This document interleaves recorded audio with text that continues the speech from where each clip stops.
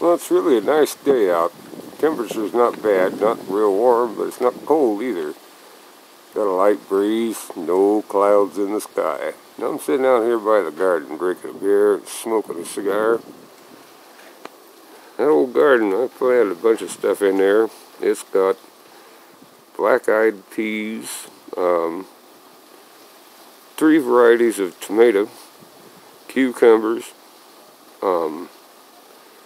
big watermelons, little watermelons. What else? Oh yeah. Oh hell, I don't know. Did I mention cucumbers? What I really wish I had room for was potatoes and peanuts. I think that'd be just cool as hell. Yep, sure would. Over there we've got the dump. And of course, the other chair.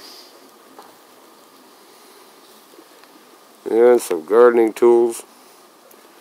Well, that's about all. It's pretty nice out here, really. You'd like it.